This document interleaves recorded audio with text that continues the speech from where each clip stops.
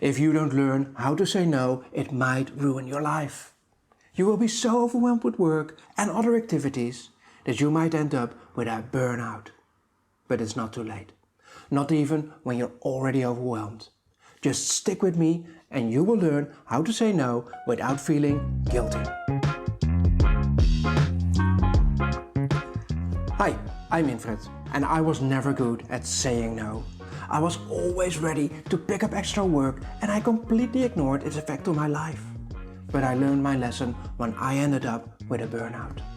In this video I will tell you all about that. But that is not why you are here. You want to learn how to say no, and we're going to do that in 4 steps. First, I will help you to understand why you say yes. Second, I will explain you why it is better for you and for others that you don't say yes. Third, you will learn how to say no. And fourth, I will share with you how you can practice this every day until you master the skill of saying no. Saying yes gives you a good feeling, while saying no makes you feel guilty. Therefore, it's often an easy choice. And you start to say yes over and over again. You like to say yes because you don't want to be selfish or rude, because you don't want to be judged and criticized, because you don't want to hurt or disappoint, and you don't want to miss out on opportunities. But you know deep down that you should say no more often. Otherwise you wouldn't be watching this video. But why should you do it? First of all, when you say yes to something, that automatically means that you have to say no to something else. There is just not an unlimited amount of time in your days. You can't do it all.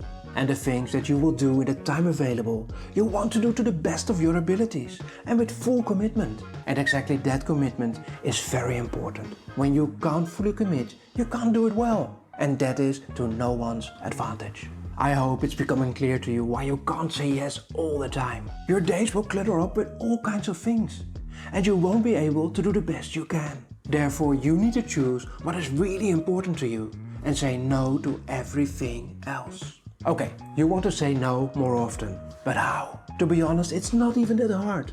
After you decide that you want to do the important things the best you can, that decision will give you the mental advantage in a conversation. When you combine your decision with integrity and respect, you can always deal with requests. First, you listen to their request. Second, you make your decision if it's important and possible for you to say yes. And third, you tell them your decision. It is as simple as that. Okay, but what about that guilt? Do you remember that I told you that you feel guilty because you don't want to be selfish, rude, disappointing, etc.? Your honest decision to say no will reduce the amount of guilt that you might feel. You weigh the pros and cons of the request in relation to your other commitments. And the way that you communicate this decision can reduce the amount of guilt that you feel to a minimum. Just give them a clear, concise, honest and polite answer that is straightforward and straight to the point. Don't justify the decision that you have made. Don't apologize that you can't help them. And when they try to convince you to do it anyway, stick to your decision. Okay, this sounds easy, right? Now it's time to put it to practice. Saying no is a skill. And to master a skill, you need to learn and practice it. So just start doing it.